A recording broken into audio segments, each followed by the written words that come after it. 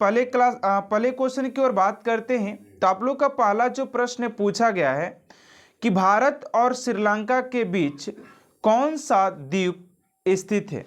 भारत और श्रीलंका के बीच कौन सा द्वीप स्थित है। तो राइट आंसर हो जाएगा आप सभी का Rameswaram. Rameswaram option number B आप सभी का करेक्ट आंसर हो जाएगा। अगला प्रश्न आप सभी का कि भारत में प्रत्येक साल वित्तीय वर्ष प्रारंभ होने की तिथि है। तो भारत में प्रत्येक साल वित्तीय वर्ष प्रारंभ होने की जो तिथि है, राइट आंसर हो जाएगा आप सभी का 1 अप्रैल होता है। तो राइट आंसर हो जाएगा आप सभी का ऑप्शन नंबर ए। चलिए अगले प्रश्न की ओर बात करते हैं। अगला प्रश्न है कि किस देवता के लिए ऋग्वेद में पुरंदर शब्द का प्रयोग सॉरी करें किस देवता के लिए ऋग्वेद में पुरंदर शब्द का प्रयोग हुआ है। तो राइट आंसर हो जाएगा आप सभी का इंद्रदेव के लिए पुरंदर शब्द का प्रयोग किया गया है ऋग्वेद में। अगला प्रश्न आप सभी का कि किस नदी को चीन का दुख कहा जाता है। किस नदी को चीन का दुख कहा जाता है। तो वेंग होंग हो कोई नदी है जिसे कि चीन का दुख नदी कहा जाता है, दुख कहा जाता है। चलिए अगले प्रश्न की ओर बात करते हैं। आप सभी का 5 नंबर क्वेश्चन है कि साधारण मशीन की क्षमता सामान्यतः दर्शाई जाती है। तो राइट आंसर हो जाएगा आप सभी का 5 का ऑप्शन नंबर सी यानी कि किलोवाट से दर्शाई जाती है। ऑप्शन नंबर सी आप सभी का करेक्ट आंसर हो जाएगा। आप लोग फटाफट हर एक क्वेश्चन का आंसर अगर आप लोग को पता होता है किसी भी क्वेश्चन का आंसर तो आप लोग फटाफट कमेंट सेक्शन में लिख सकते हैं, ठीक है ना। अगला क्वेश्चन है कि अद्वैत के सिद्धांत के प्रतिपादक कौन थे। राइट आंसर हो जाएगा आप सभी का ऑप्शन नंबर ए यानी कि रामानुज हो जाएंगे, ऑप्शन नंबर ए। चलिए अगले प्रश्न की ओर बात करते हैं और स्टूडेंट में आप सभी को फिर से बता देता हूं कि ये सारे प्रश्न आप सभी के रेलवे ग्रुप डी की परीक्षा में आप सभी के पूछा गया प्रश्न, ठीक है ना। अगला है कि रुपया का सिक्का भारत में पहली बार किसके शासन काल में ढाला गया था। राइट आंसर हो जाएगा आप सभी का शेर शाह के शासन काल में पहली बार रुपये का सिक्का को ढाला गया था।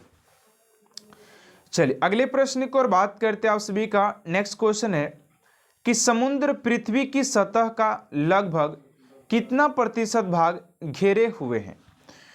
तो ये हो जाएगा आप सभी का 70% भाग क्या किए हुए हैं, घेरे हुए हैं। ऑप्शन नंबर सी आप सभी का करेक्ट आंसर हो जाएगा। चलिए अगले प्रश्न की ओर बात करते हैं आप सभी का। 9 नंबर क्वेश्चन है कि प्राचीन भारत का महान विधि निर्माता कौन माना जाता है। प्राचीन भारत का महान विधि निर्माता कौन माना जाता है। तो राइट आंसर हो जाएगा आप सभी का ऑप्शन नंबर बी यानी कि मनु को माना जाता है। चलिए अगले प्रश्न की ओर बात करते हैं कि फ्लोरेंस नाइटिंगेल का नाम किस युद्ध से संबंधित है। तो राइट आंसर हो जाएगा आप सभी का क्रीमियन युद्ध हो जाएगा, ऑप्शन नंबर सी। चलिए अगले प्रश्न की ओर बात करते हैं आप सभी का। 11 नंबर प्रश्न यहां पर पूछा गया है कि पृथ्वी का ध्रुव व्यास की उसके विषुवतीय व्यास से कितना कम होता है। तो 43 किलोमीटर हो जाएगा, 43 किमी हो जाएगा, ठीक है ना। अगला प्रश्न आप सभी का करें कि एक्सरे का शोधक था। तो एक्सरे के शोधक की बात करते तो रेंटजन था, रेंटजन के द्वारा किया गया था, ठीक है ना। चलिए अगले प्रश्न की ओर बात करते आप सभी का। अगला क्वेश्चन पूछा जा रहा है कि निम्नलिखित में से किसे मार्स गैस कहते हैं। Marsh gas. तो राइट आंसर हो जाएगा आप सभी का ऑप्शन नंबर डी यानी कि मीथेन को कहा जाता है। अगले प्रश्न की ओर बात करते हैं स्टूडेंट, उससे पहले आप सभी से एक छोटा सा रिक्वेस्ट है कि अभी तक आप सभी मेरे चैनल को सब्सक्राइब नहीं किए हैं तो प्लीज साथियों चैनल को सब्सक्राइब कर साथ साथ बेल आइकन को प्रेस कर दीजिएगा ताकि सब मोस्ट इंपोर्टेंट क्लास आप तक सबसे जल्द पहुंचते रहे। चलिए अगला प्रश्न है कि भारतीय पटल पर आर्य लगभग के बीच उभरे थे। कितने वर्षों के बीच उभरे थे। तो 14 का हो जाएगा आप सभी का ऑप्शन नंबर सी, यानी कि 1500 से 200 ईसा पूर्व। ठीक है ना। चलिए अगले क्वेश्चन की ओर बात करते। 15 नंबर क्वेश्चन है कि रणथंभौर वन्य प्राणी अभयारण्य भारत के किस प्रदेश में है तथा यह किसके लिए प्रसिद्ध है। 15 का हो जाएगा आप सभी का ऑप्शन नंबर सी, यानी कि राजस्थान शेर बब्बर के लिए। चलिए अगले प्रश्न की ओर बात करते। 16 नंबर कि विश्व की सबसे ऊंची मुक्त रूप से खड़ी हुई संरचना है। 16 का हो जाएगा ऑप्शन नंबर सी, यानी कि CN tower. Option number C आप सभी का करेक्ट आंसर हो जाएगा CN टावर। चलिए अगले प्रश्न की ओर बात करते हैं आप सभी का। नेक्स्ट क्वेश्चन है 17 नंबर, यहाँ पर पूछा जा रहा है कि बांग्लादेश की संसद का नाम क्या है। तो बांग्लादेश की संसद की बात करते तो 17 का हो जाएगा, यानी कि जातीय संसद हो जाएगा। नेक्स्ट क्वेश्चन है कि विटामिन ई का रासायनिक नाम क्या है। तो विटामिन ई के रासायनिक नाम की बात करते हैं तो आप सभी का हो जाएगा डी, यानी कि टोकोफेरॉल हो जाएगा ऑप्शन नंबर डी। चलिए अगला क्वेश्चन है 19 नंबर की फैजी निम्नलिखित में से किसके दरबार में रहता था। तो फैजी की बात करते तो फैजी आप सभी के अकबर के दरबार में रहा करते थे। ठीक है ना, ऑप्शन नंबर डी हो जाएगा। चलिए नेक्स्ट क्वेश्चन है कि रोम किस नदी के किनारे स्थित है। तो रोम की बात करते हैं तो आप सभी का हो जाएगा 20 का ऑप्शन नंबर डी, यानी कि टाइबर नदी के किनारे है। के पहले प्रश्न के साथ पहला प्रश्न कह रहा है कि मोहिनी अट्टम नृत्य शैली का उद्गम हुआ है, यानी कि मोहिनी अट्टम नृत्य शैली का उद्गम कहाँ से हुआ है। तो राइट आंसर हो जाएगा आप सभी का केरल से। केरल आप सभी का राइट आंसर हो जाएगा ऑप्शन नंबर ए। चलिए अगले प्रश्न की ओर बात करते हैं स्टूडेंट। आप सभी का अगला क्वेश्चन है कि निम्नलिखित में से कौन भारत के प्रथम उपराष्ट्रपति थे। ये सारे क्वेश्चन आप सभी के एग्जाम में पूछे गए। ठीक है ना। राइट आंसर हो जाएगा आप सभी का ऑप्शन नंबर बी, यानी कि डॉक्टर एस राधाकृष्णन हो जाएंगे ऑप्शन नंबर बी। चलिए अगले क्वेश्चन की ओर बात करते हैं स्टूडेंट। आप सभी का नेक्स्ट क्वेश्चन है, अगला क्वेश्चन पूछा गया है कि किसने मुगल साम्राज्य की राजधानी को आगरा से दिल्ली स्थानांतरित की। किसने मुगल साम्राज्य की राजधानी को आगरा से दिल्ली स्थानांतरित की। ऑप्शन नंबर ए में है जहांगीर, बी में औरंगजेब, सी में हुमायूं और डी में शाहजहां। राइट आंसर हो जाएगा आप सभी का ऑप्शन नंबर डी, यानी कि शाहजहां आप सभी का करेक्ट आंसर हो जाएगा ऑप्शन नंबर डी। चलिए अगले प्रश्न की ओर बात करते हैं। आप सभी का 4 नंबर क्वेश्चन है कि 1757 ईस्वी में सिराजुद्दौला को पराजित किया था, यानी कि 1757 ईस्वी में सिराजुद्दौला को किसने पराजित किया था। तो राइट आंसर हो जाएगा आप सभी का ऑप्शन नंबर सी, यानी कि क्लाइव ने इन्हें पराजित किया था। चलिए अगले प्रश्न की ओर बात करते हैं। आप सभी का अगला क्वेश्चन है मलेरिया रोग प्रभावित करता है। तो मलेरिया रोग की बात करते तो ये आप सभी के प्लीहा को प्रभावित करता है। नेक्स्ट क्वेश्चन है कि मनुष्य के मस्तिष्क का सबसे बड़ा भाग कौन सा है। तो मनुष्य के सबसे बड़े की बात करते हैं कि सबसे बड़ा मस्तिष्क कौन सा है। राइट आंसर हो जाएगा आप सभी का ऑप्शन नंबर सी, यानी कि प्रम मस्तिष्क हो जाएगा, प्रम मस्तिष्क हो जाएगा। नेक्स्ट क्वेश्चन आप सभी का क्वेश्चन नंबर 7 पूछा गया है कि भारत में करेंसी नोटों का मुद्रण और आपूर्ति की जाती है, किसके द्वारा की जाती है। तो राइट आंसर हो जाएगा आप सभी का ऑप्शन नंबर ए, यानी कि सिक्योरिटी प्रेस नासिक द्वारा किया जाता है। नेक्स्ट क्वेश्चन आप सभी का 8 नंबर। अगला क्वेश्चन कह रहा है कि मुक्त व्यापार को निम्नलिखित में से सर्वोत्तम प्रभावित करता है, कौन प्रभावित करता है।